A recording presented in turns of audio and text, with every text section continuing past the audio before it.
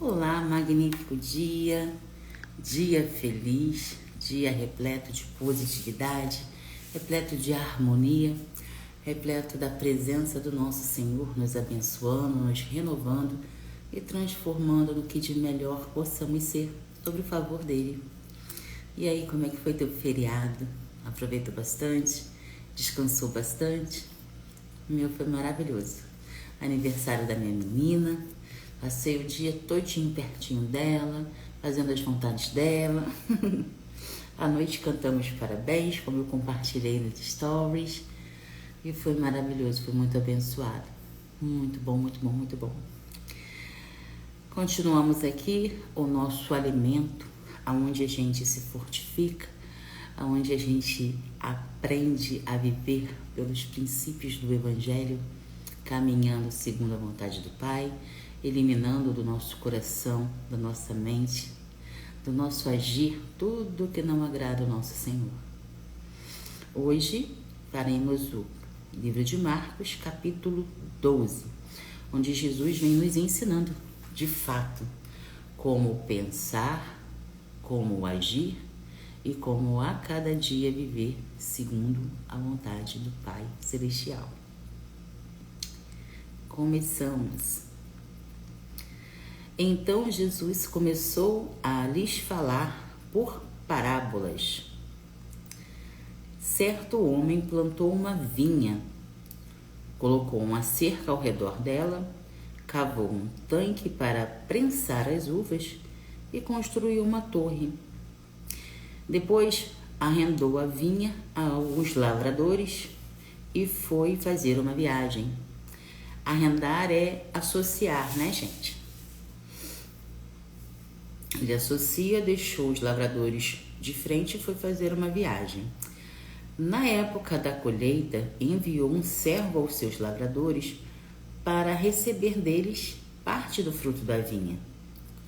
Eles, porém, o agarraram, o espancaram e o mandaram embora de mãos vazias. Então enviou-lhe outro servo, mas lhe bateram na cabeça e o humilharam. E enviou ainda outro, o qual mataram. Enviou muitos outros. Em alguns bateram e a outros mataram. Faltava-lhe ainda um para enviar, o seu filho amado. Por fim o enviou, dizendo: eles respeitarão meu filho. Os lavradores, porém, disseram uns aos outros: este é o herdeiro, venham, vamos matá-lo e a herança será nossa. Assim, eles o agarraram, o mataram e o lançaram fora da vinha.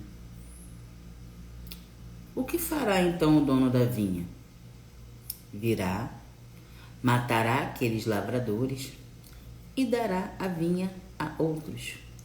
Eu vou interromper para a gente fazer a reflexão dessa parábola, porque Jesus usou uma parábola para falar o que fizeram com o Filho de Deus.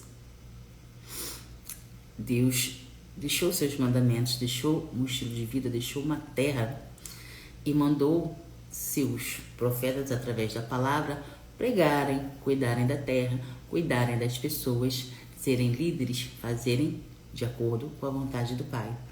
Porém, esses mestres da lei, esses sacerdotes reais da época, faziam segundo a sua vontade, segundo o seu entendimento, e não sobre o favor do Senhor, sobre o que estava no Evangelho, sobre o que Moisés deixava escrito. Então, Deus mandou outros profetas, mandou vários instrumentos para adverti-los.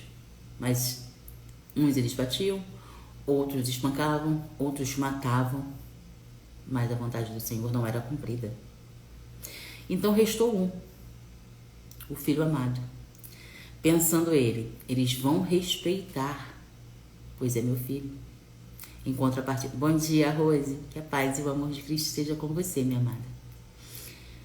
Estou explicando aqui a parábola dos lavradores que Jesus estava contando a exemplo do que fizeram com ele.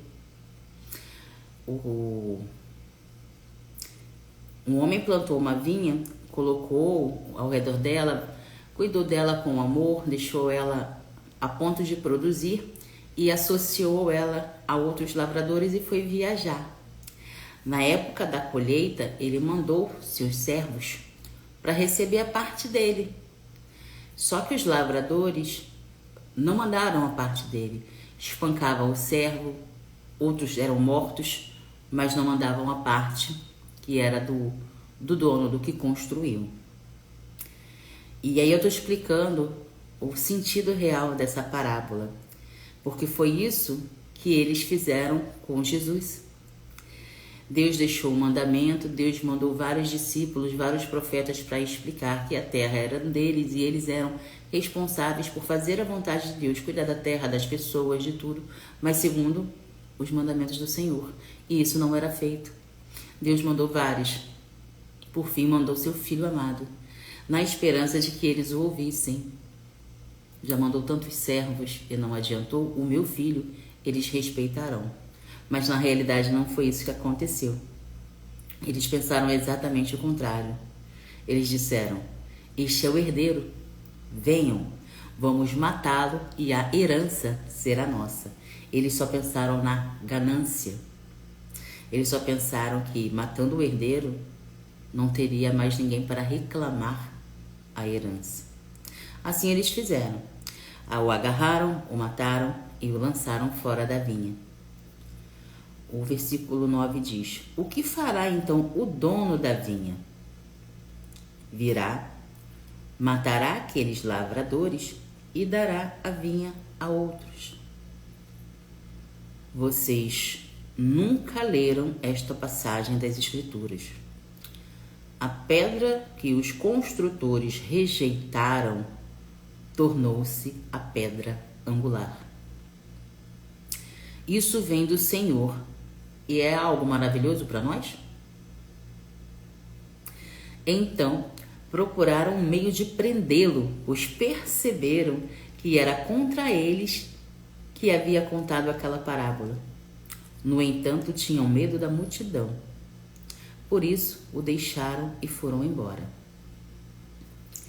Mais tarde, enviaram a Jesus alguns dos fariseus e dos herodianos para o apanharem em alguma coisa que eles não davam sossego para Jesus, né?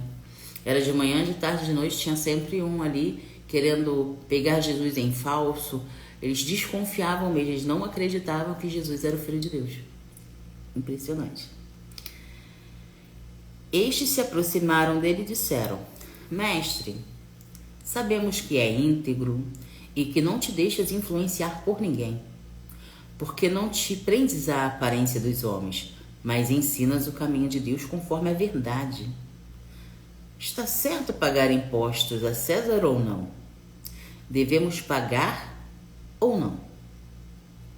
Jesus, porém, conhecendo a hipocrisia deles, perguntou: por que vocês estão me pondo à prova? Tragam-me um denário para que eu o veja. Denário era a moeda da época que eles utilizavam. Eles trouxeram a moeda e ele lhes perguntou: de quem é esta imagem e inscrição? De César, responderam. Então Jesus lhe disse: dê a César o que é de César e dê a Deus o que é de Deus. E ficaram admirados com ele.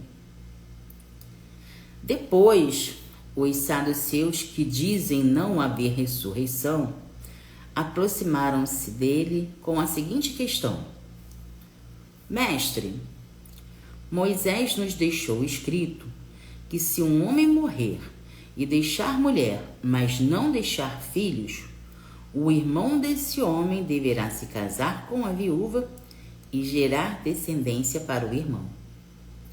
Havia 7 irmãos. O primeiro casou-se e morreu sem deixar descendência. O segundo casou-se com a viúva, mas também morreu sem deixar filhos. O mesmo aconteceu com o terceiro. Nenhum dos 7 deixou filhos. finalmente morreu também a mulher. Na ressurreição, de qual deles será a esposa, visto que os 7 foram casados com ela? Jesus respondeu: acaso não estão errados pelo fato de não conhecerem as Escrituras nem o poder de Deus?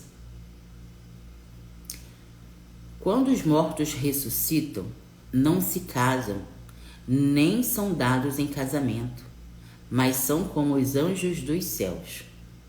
Quanto à ressurreição dos mortos, vocês não leram no livro de Moisés, no relato da sarça, como Deus lhe disse? Eu sou o Deus de Abraão, o Deus de Isaque e o Deus de Jacó. Ele não é Deus de mortos, mas de vivos. Vocês estão muito enganados. Um dos mestres da lei aproximou-se e os ouviu discutindo. Percebendo que Jesus lhe dera uma boa resposta, perguntou-lhe: qual é o mandamento mais importante de todos? Jesus respondeu: o mais importante é este: ouça, Israel, o Senhor, o nosso Deus, é o único Senhor. Ame ao Senhor, o seu Deus, com todo o seu coração, com toda a sua alma, com todo o seu entendimento e com todas as suas forças. O segundo é este: ame ao seu próximo como a você mesmo. Não existe mandamento maior do que esses. Muito bem, mestre, disse o mestre da lei. Estás certo ao dizeres que Deus é único, que não existe outro além dele, e que amá-lo com todo o coração, com todo o entendimento e com todas as forças, e amar ao próximo como a si mesmo, é mais importante do que todos os sacrifícios e ofertas. Vendo que ele tinha respondido sabiamente, Jesus lhe disse: você não está longe do reino de Deus. Daí em diante, ninguém mais ousava fazer-lhe perguntas. Enquanto ensinava no templo, Jesus perguntou: como os mestres da lei dizem que o Cristo é filho de Davi? O próprio Davi, falando pelo Espírito Santo, disse: o Senhor disse ao meu Senhor: assenta-se à minha direita, até que eu faça dos seus inimigos um estrado para os seus pés. O próprio Davi o chama de Senhor. Então, como ele pode ser seu filho? A grande multidão o ouvia com prazer. Ao ensinar, Jesus dizia: cuidado com os mestres da lei. Eles gostam de andar com roupas especiais, dar saudações nas praças, dos assentos mais importantes nas sinagogas e dos lugares de honra nos banquetes. Devoram a casa da viúva e, para disfarçar, fazem longas orações. Esses homens serão punidos com maior rigor. Jesus assentou-se em frente do lugar onde eram colocadas as contribuições e observava a multidão colocando dinheiro na caixa de ofertas. Muitos ricos lançavam ali grandes quantias. Então, uma viúva pobre chegou e colocou 2 pequeninas moedas de cobre de muito pouco valor. Chamando a si os seus discípulos, Jesus disse a eles: em verdade lhes digo que esta viúva pobre colocou na caixa de oferta mais do que todos os outros. Todos deram o que lhe sobrava, mas ela, da sua pobreza, deu tudo o que possuía para viver. Nossa, que capítulo! Eu costumo falar que não tem como a gente realizar um dia negativo após mergulhar, após abrir o coração e se banhar mesmo desses princípios que a gente aprende aqui. Jesus, na sua simplicidade, era tão poderoso, era de uma autoridade tão grande ao ensinar. Como pode uma pessoa simples ao olhar, mas ao abrir a boca, ao se expressar, ensinar tanto? Ele falava por parábolas, e por parábolas, né, por histórias, por exemplos, ele deixava ali todo o passo a passo da sua vida, tudo que iria acontecer, tudo que iriam fazer com ele, para que os outros entendessem e pudessem se corrigir da sua má conduta. Eu fico fantástica, assim, eu fico extasiada em tentar entender da onde. A gente sabe que tudo vem de Deus, né? Deus o capacitou, Deus o fortalecia, Deus estava com ele todo o tempo. Mas é fantástico perceber que ele falava dele o tempo todo sem mencionar, olha, vai acontecer isso comigo, olha, a não ser no final, que ele falava para os discípulos dele o que iria acontecer, o que iriam fazer com o Filho do Homem. Então, é maravilhoso. Não tem como a gente não fazer um magnífico dia sobre o favor de Deus depois de se banhar aqui, depois de se alimentar desses ensinamentos. Eu vou fazer o resumo para frisarmos as partes mais importantes desse capítulo. Lições e princípios de Marcos, capítulo 12. Jesus ensina sobre a responsabilidade dos líderes religiosos em cuidar do povo de Deus e sobre as consequências da rejeição aos mensageiros de Deus, mostrando que o reino será retirado daqueles que não o valorizam. Tem uma reflexão que eu queria compartilhar com vocês sobre isso, que eu achei fantástico, não aconteceu comigo, me contaram, e aonde eu vou e tenho oportunidade de compartilhar, eu compartilho porque eu achei fantástica a reflexão dessa pessoa. Ela congrega há muitos anos em uma renomada religião, vamos botar assim, e ela é muito amigo do pastor de lá, né? Eles são muito amigos, o líder da congregação lá. E o pastor, conversando com elas lá em brincadeiras, falou assim: você me respeita, que eu sou o teu pastor. Aí ela disse com toda humildade, ela falou assim: olha, eu te amo, mas você é tão ovelha quanto eu. O meu pastor é Jesus. Aqui, quando ela me contou, sabe quando você sente a presença de Deus ali por uma simples mulher? Por uma pessoa que não é missionária, não é esposa de pastor, não é líder de lugar nenhum. É apenas uma pessoa que ama a Deus sobre todas as coisas e que estuda as Escrituras diariamente. Ou seja, sabe, o Espírito Santo se mostra assim. Hoje em dia a gente vê líderes religiosos mais preocupados com status, preocupados com audiência, preocupados com aparência, preocupados com o que vão pensar dele, ou seja, preocupados com tudo que é do mundo e esquecendo do principal, Deus. Deus levanta profetas, Deus levanta pessoas para pregar o evangelho. Claro, não estou falando que ele tem que se cuidar, não, tem que se cuidar mesmo. Deus é dono da prata, dono do ouro, Deus é ilimitado, então ele nos capacita, ele nos recompensa, ele nos dá autoridade sobre coisas aqui na terra, mas nós não podemos nos deixar levar por esses interesses. O nosso interesse é o reino. A nossa alegria é levar a palavra, é levar aquilo e viver de acordo com o que Deus mandou, sem visar benefícios que a gente sabe que vai receber automaticamente. São os resultados dos frutos que Ele dá. Ele é o dono da vinha. Nós somos apenas os lavradores. Quando a gente tem essa concepção, a gente olha para a nossa realidade e vê que há desconexão. Para aqueles que estudam a palavra, para aqueles que se alimentam dela e vivem por ela, olha para o mundo hoje e fala: eita! O que nos faz nos afastarmos mais ainda do mundo em si, não daqueles que amamos. A gente nunca pode esquecer que a nossa luta não é contra pessoas. Infelizmente, as pessoas abrem portas e os malignos entram. Simples. Temos que estar conectados na fonte. Assim a gente não abre porta nenhuma. Ao contrário, nós temos a autoridade de expulsar e eliminar tudo que não é de Deus na nossa vida.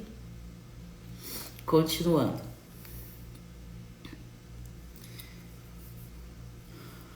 Jesus responde sabiamente uma questão sobre o pagamento de impostos, ensinando sobre a importância de obedecer às autoridades civis dentro dos limites do que é devido a Deus.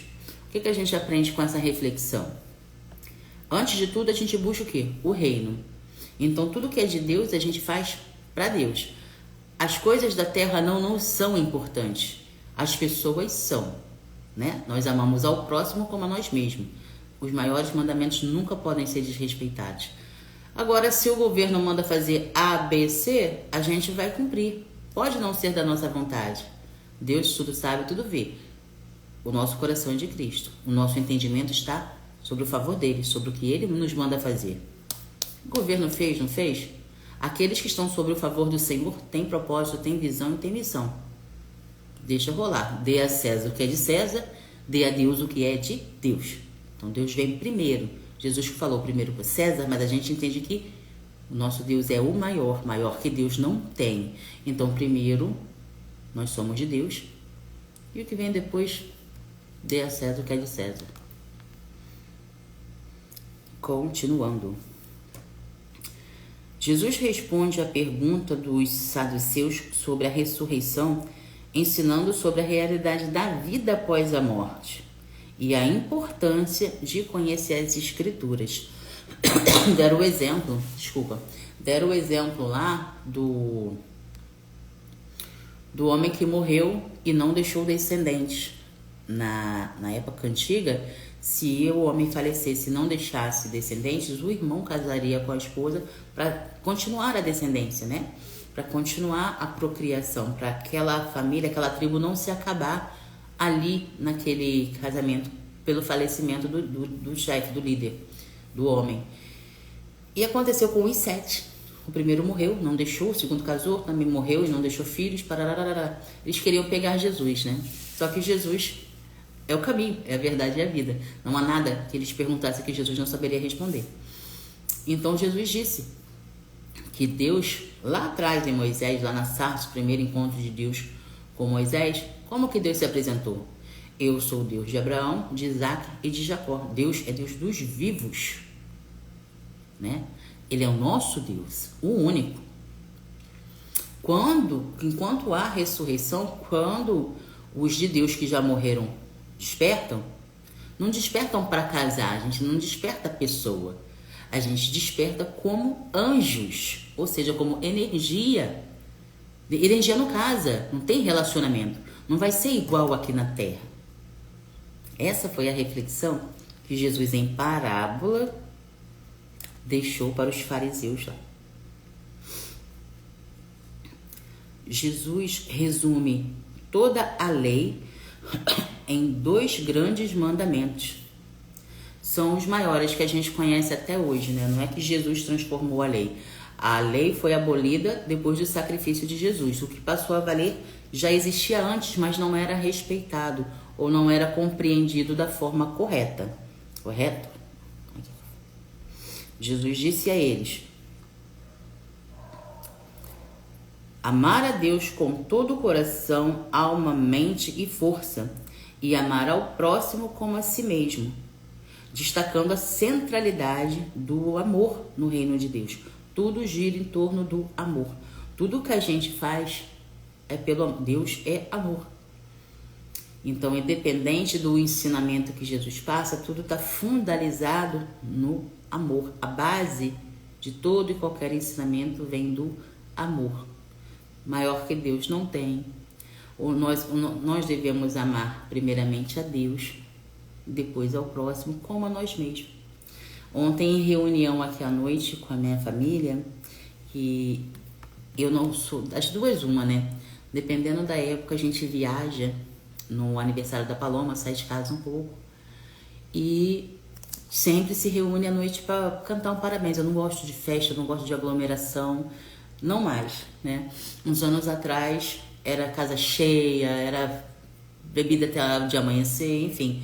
Depois que você desperta, você percebe que o mais importante é você estar ao lado daqueles que você ama, é você passar um dia tranquilo, é você passar um dia conectado. A gente já faz isso diariamente, a gente agradece diariamente por cada dia vivido, por cada oportunidade de fazer o nosso melhor para Deus e para aqueles que a gente ama.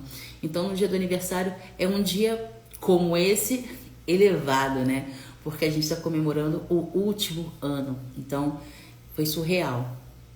Aí a gente combina, como a Paloma tem cardiologista amanhã, não dá para viajar, não dá para sair para mais distante. Eu gosto de passear, eu gosto de passar o final de semana num hotel fazenda que a gente é sócio aqui perto, fora da cidade que a gente mora, mas infelizmente não deu, a gente não vai agora, a gente deixou para futuramente, mês que vem, daqui do ano, enfim, para frente. Mas a nossa reunião aqui, né, eu, minha irmã, a família dela, minhas sobrinhas, o meu esposo, tem que acontecer. Todo ano a gente faz isso. Eu posso sair para viajar, eu posso sair para passar o dia fora, mas de noite a gente tá sempre aqui. Desculpe. E ontem não foi diferente. A gente fez aqui uns salgados aqui para os adultos. Palominha e as primas se divertiram, brincaram, porque embora a gente more muito perto, cada um tem sua vida para cuidar, tem suas responsabilidades. Então a gente se vê muito em datas importantes, comemorativas ou em alguma confraternização que a gente decida realizar. Porque a gente não precisa de data especial para se reunir com quem a gente ama. A gente sente no coração e se reúne. Tô com saudade de você. Pode ser segunda, quinta, sexta, sábado, não importa. Sentiu no coração, se reúne com aqueles que você ama. Toda oportunidade que você tiver, diga que você ama aos seus, ao próximo. Porque esse é o mandamento. E quanto mais você pratica o mandamento, mais aquilo se expande dentro de você. Mais o amor de Deus cresce dentro de você. Não é uma obrigação, acaba se tornando você. Então quando você reconhece Deus nas coisas mais simples da vida, as coisas que antigamente tinham valor, tipo festão, sabe, esbanjar, deixa de ter importância. Porque você valoriza o que de fato é. Acho que eu não confundi você. Acho que deu para perceber. Continuando. Jesus critica os escribas por sua hipocrisia e amor pelo status, ensinando sobre a importância da sinceridade e da humildade na vida religiosa. Como eu dei o exemplo daquele líder lá, né, daquela amada senhora que ela o repreendeu com amor e sabedoria. Eu vi aquela situação como ela sendo usada de fato pelo Espírito Santo, porque não importa o cargo que você tem aqui, a própria palavra nos ensina que o mensageiro não é importante, o importante é a mensagem. Então aquela mulher foi tremenda naquele momento. Não importa se tu é pastor, se tu é padre, se tu é líder, não importa, tu é tão ovelha quanto eu. O meu pastor é Cristo. Então, sabe, isso foi uma lição que nunca esqueci e toda oportunidade que eu tenho eu conto. Porque o nosso pastor é Cristo. O líder, ele está ali para dar um direcionamento. O líder, ele está ali para orientar quando necessário. Às vezes você precisa de um aconselhamento e não tem com quem conversar. O líder está ali para isso. Às vezes você está numa necessidade física, tá faltando as coisas em casa, não tem como pagar, tá precisando de ajuda material, o líder religioso tá ali. Aí você para e pensa, o seu líder faz isso? Você tá na congregação que tá ajudando a comunidade? Tá ajudando o próximo? Porque a congregação, ela é, de certa forma, a casa de Deus, aonde a gente louva, engrandece, agradece e faz a comunhão com outros membros de Cristo, aonde você leva a tua energia positiva e absorve a dos irmãos, aonde você vê a necessidade do próximo e podendo, você ajuda. No finalzinho do capítulo, Jesus reparou lá as ofertas sendo colocadas lá onde se coloca lá. E a que menos tinha financeiramente, materialmente, né, foi a que mais doou. A oferta mais valiosa foi a dela. Porque enquanto muitos ricos davam o que sobrava, ela foi lá e deu tudo que tinha. Não era muito, era tudo que ela tinha. Então é tipo assim, é a humildade, é o querer se doar. Isso me faz refletir e é isso que eu trago para vocês aqui, para a gente raciocinar na nossa atualidade. Não é que a gente vai sair por aí julgando a postura de líderes. Não, não é. Não é isso. Nós temos que fazer o nosso. Dê a César o que é de César, dê a Deus o que é de Deus. Nós servimos a Deus. Nós vamos à congregação porque nós sentimos a vontade de nos unirmos. A gente fala a palavra comunhão. O que é comunhão? É estarmos juntos, louvando, agradecendo, enfim, enaltecendo o único Deus. Porque tudo é dele, para ele e por ele. Então, sabe, esse negócio de vaidade, de orgulho, a gente olha pro lado hoje, é uma disputa. As meninas vão se emperequetando, parece até as vitrines das lojas, uma querendo ser mais bela do que a outra, quando na realidade Deus só quer nosso coração. Tô falando que você não tem que se cuidar, não é isso não. Ao contrário, Deus é lindo, Deus é limpo, Deus é maravilhoso. Se somos imagem e semelhança dele, nós também temos que cuidar da nossa higiene, da nossa saúde, da nossa aparência. Ele é o melhor de tudo. Nós também temos que ser e fazer diariamente o nosso melhor para ele. Sabe? Quanto mais clareza você tiver de quem você é, quanto mais você buscar cuidar de você primeiro, seja da sua higiene mental, jogando fora tudo aquilo que te impede de ter clareza para seguir a tua vida. Ficou ontem em conversa aqui, a gente estava relembrando muito sobre eu lá atrás, na época que eu vivia na depressão, na época que eu me refugiava no álcool, na época que eu gostava de ver todo mundo feliz à minha volta e eu carregando uma dor ali desnecessariamente. Meu cunhado falou assim: poxa, cunhada, tá firme na fé, né? Eu sempre. Todo mundo tomando as suas cervejinhas aqui, eu com meu copinho de água, conversando, brincando, falando do Senhor. Gente, foi surreal. E falando que não é porque eu quero, a mudança não acontece porque eu quero. Claro, a gente decide, a gente se entrega, mas a gente só muda através do Espírito Santo. Nós temos o desejo, mas sozinhos nós não conseguimos nada. A gente fica naquele ciclo, sabe? Ai, como meu cunhado mesmo disse, que os amigos dele falam: ai, preciso mudar de vida, vou parar de beber e vou para a igreja. Não é a igreja que faz. Eles ajudam. Você olha a conduta, você escuta a palavra. Como a gente estudou ontem. Não adianta só ouvir. A sabedoria vem pelo ouvir. O ouvir a palavra de Deus. Mas se você não guardar no teu coração e você não praticar, é igual a tua imagem no espelho, que você olha e ao sair você já esqueceu. Então é a prática. Com isso, você conta com o Espírito Santo para te ajudar, para te capacitar. Você dá um basta. Eu não quero mais essa situação. Foi mais ou menos assim que eu parei de fumar. Minha irmã até lembrou. Paty, tu também, né? Fez igual. Nosso pai fumava muito, fumava até mais que eu, há muitos anos atrás. Tenho que 20 anos que meu pai descansou. História de mais de 50 anos atrás que eu vou contar agora. O meu pai, ele não fumava, ele comia. Ele fumava por dia 4 maços de cigarro. E um belo dia ele brincando lá com os colegas dele, ele era porteiro na época, lá em Copacabana, aqui no Rio de Janeiro. E ele falou assim: olha, eu falo pra vocês uma coisa, no dia que o cigarro aumentar, eu paro de fumar. E todo mundo rindo, né? Os colegas dele rindo. E assim, de fato, ele fez. No dia que o cigarro aumentou, o meu pai deixou de fumar. E ele conta aquilo, quando contava, né? Ele não tá mais entre nós. Ele contava aquilo e para mim era exemplo. E quando a gente quer, a gente se compromete. E minha irmã ontem lembrou, Paty, contigo foi a mesma coisa, né? Falei, foi. Mas o meu foi sem querer. O meu pai ainda decretou, no dia que o cigarro aumentar, eu paro de fumar. E assim ele fez. Comigo foi um pouquinho diferente. Eu fumei por 30 anos e um belo dia perdi. Perdi não, né, pai?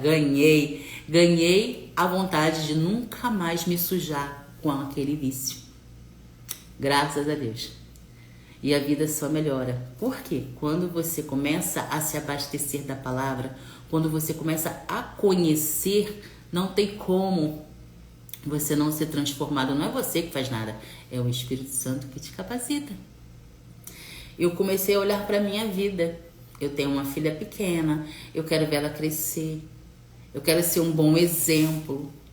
Como é que eu vou ver minha filha crescer? Como é que eu vou ser um bom exemplo com cigarro, copo na mão, escutando músicas que só falam de traição, de violência, de empoderamento, que isso é outra palavra do inferno?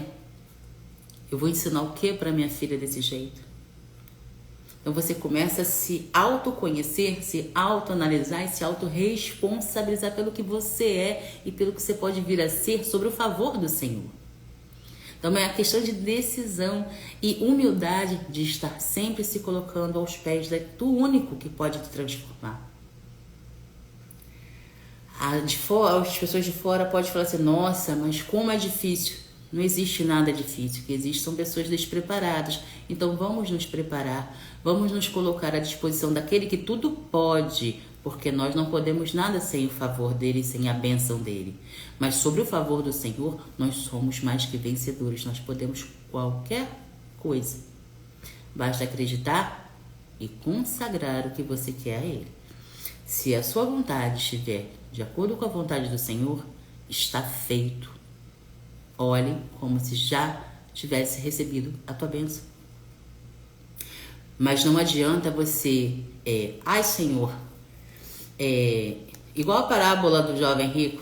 Senhor, eu te sirvo, Senhor, eu faço oferta, Senhor, eu faço tudo.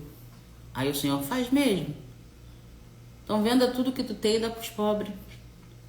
Ele se entristeceu. E foi embora. E perdeu a bênção maior. Porque a nossa recompensa não está aqui na terra.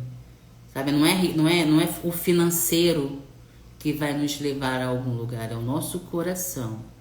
É o nosso conectar com o Senhor. É o nosso caminhar de acordo com o que Ele nos ensina diariamente. É sermos, de fato, exemplo, canal de bênção, canal de positividade, energia positiva. É levar clareza aonde a gente vá, com quem quer que a gente fale. Então, é na simplicidade, é no amor. A palavra diz assim, sirva ao Senhor no pouco e no muito Ele te honrará. Esse muito, muitas pessoas levam como se fosse o financeiro, mas o muito é infinitamente mais do que só o financeiro. O financeiro é só consequência do que você faz.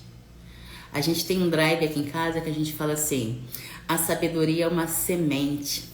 A prosperidade é consequência da plantação e o resultado é o fruto. Então, se você está ali buscando sabedoria, se você está ali se entregando, vivendo de fato o que se aprende no Evangelho, não é só seu financeiro que vai se multiplicar, não. É tudo em você. Você sofre uma transformação positiva, porque Deus é tudo de melhor. E quando você caminha de acordo com aquilo que Ele determinou, você tem o melhor dessa terra, o melhor do seu espírito, o melhor da sua... Você se torna uma pessoa limpa. Mas isso é uma caminhada diária. Perdão. Isso é uma caminhada diária. Isso é um compromisso que você assume com o Senhor e com você também. Você olha para trás, você viu tudo que você viveu tudo que você sofreu, você viu da onde Deus te tirou e onde Deus te colocou, e você fala, eu não quero voltar mais para lá, eu não quero mais ser aquela pessoa. Não é que você seja melhor que ninguém, porque abaixo das nuvens não existe ninguém melhor do que ninguém. O que existe são pessoas que estão sempre buscando, sempre realizando, e outras que não, outras que ainda, infelizmente, ainda estão dormindo. Muitas pessoas, dei até o exemplo da Rose ontem. A Rose falou assim, depois que eu comecei a entender o Evangelho, eu tô ficando, como foi a palavra que ela usou? Nem intransigente não. É como se ela não aceitasse muita coisa. E perguntou se era normal. Aí eu disse para ela que sim, mas para tomar cuidado, ter discernimento. Porque ela tá sofrendo uma metanoia. A mentalidade dela está sendo despertada, está sendo aberta. A jornada dela está começando. A dela, não daqueles que estão à volta dela. E eu falei isso porque eu passei exatamente pelo que ela está passando. Ontem a gente comentou aqui em casa, na nossa confraternização, que quando eu despertei a urgência, a necessidade que eu tinha de passar isso para o próximo, fez com que os outros me julgassem. Agora virou crente, está se sentindo melhor que o outro. Agora é a santa. Agora é a dona da verdade. Mas quem estava abrindo os olhos era eu. Quem enxergava as maravilhas era eu. E eu queria que eles enxergassem também, mas eu não sabia falar. Eu não sabia como explicar. Hoje eu sei. Hoje eles aceitam o meu jeito. Hoje eles entendem que o meu propósito não é o mesmo que o deles e tá tudo bem. Eu tenho que fazer a minha parte. E cada um faça a sua do melhor jeito que entender. Porque é a busca. Eu busco uma coisa, você que me ouve, que me assiste, busca outra, mas todos estamos conectados na mesma fonte. Temos objetivos diferentes, mas o nosso alvo é o mesmo, é o reino. Aqui a gente troca energia positiva. Aí falando da questão, meu cunhado, mas mulher, tu levanta 3h40 da manhã, pra quê?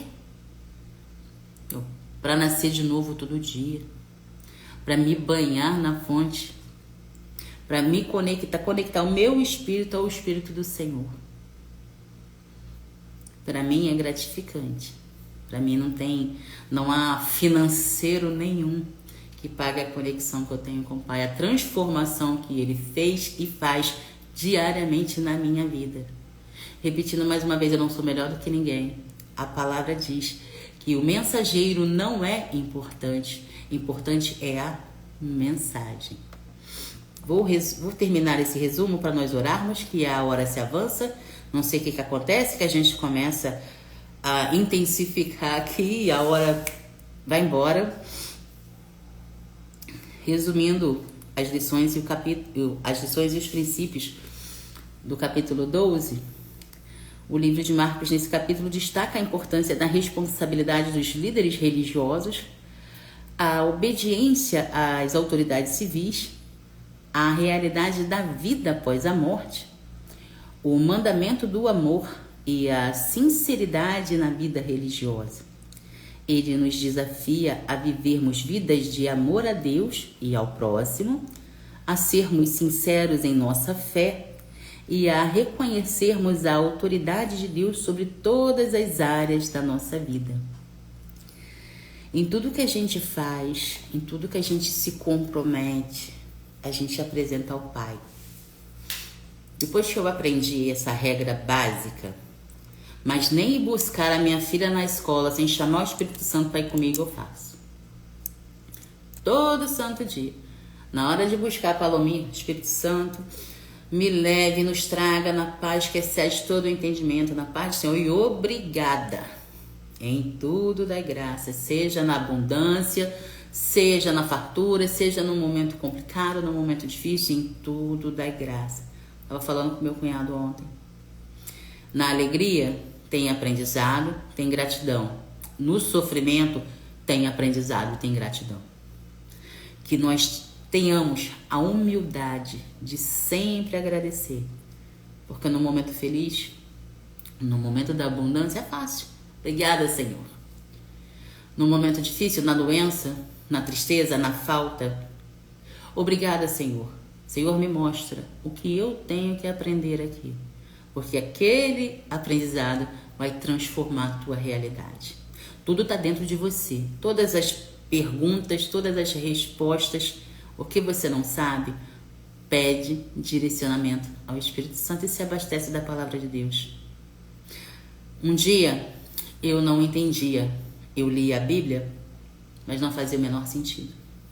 E eu ficava, nossa, mas por que o pessoal fala tanto que tem que ter a Bíblia, hein? Por que o povo fala que todas as respostas estão na Bíblia? Eu leio a Bíblia e não entendo nada. Continua buscando. Que não basta só ler. Por muitos anos da minha vida, eu tenho 44 anos hoje, mas por muitos anos da minha vida eu li a Bíblia. Não basta só ler. Tem que viver. Tem que praticar. Quanto mais você pratica, mais fácil fica. Outro drive mental, anota aí. Quanto mais você pratica, mais fácil fica. Aprenda a viver pelos princípios da palavra. Pratique diariamente até virar hábito. Depois que virou hábito, acabou. É tão natural quanto respirar. Eu encerro esse nosso estudo devocional de hoje. Convido vocês para orar comigo, para a gente agradecer e para a gente cuidar do nosso maior presente, o dia de hoje. Oremos, amados. Pai amado, a Ti rendemos graça porque Tu és bom e em tudo nos ouve. Paizinho, gratidão. Não tem como não ter outro sentimento do despertar ao entregarmos a nossa noite a Ti. Gratidão pelo Teu amor, gratidão pelo Teu ensinamento, pela Tua presença, pela Tua paz. Obrigada, Senhor, pela vida da minha filha, que ontem completou 7 anos e foi maravilhoso. Durante todo o dia eu senti a Tua presença comigo. Obrigada por esse ensino, por esse alimento que nós acabamos de receber, repleto de lições, para a gente guardar no nosso coração e aplicarmos durante todo o nosso dia. Que tudo que nós vamos fazer, Pai, em tudo que nós vamos acessar, seja sobre o Teu favor. Que não seja a nossa vontade, sim a Tua vontade sendo exercida através de nós. Pai, Te louvo e Te agradeço pela vida de cada coraçãozinho, de cada familiar que me acompanha aqui, que assiste depois, que a Tua palavra entre com clareza e providência na vida de cada um.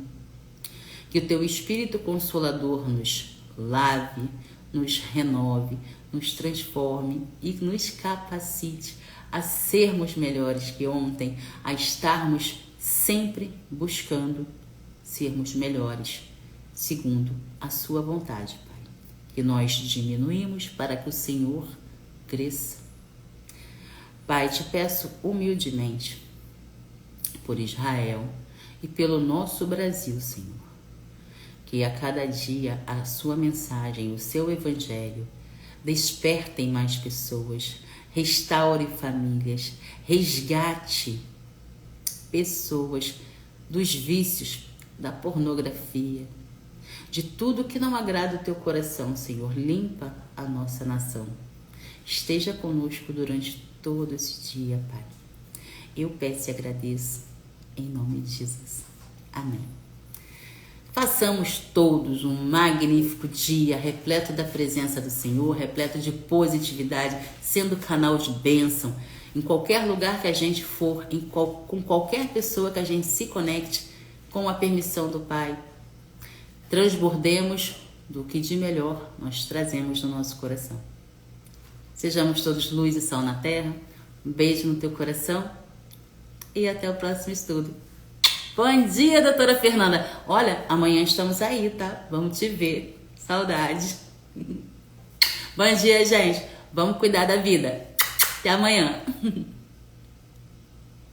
Ai, que linda!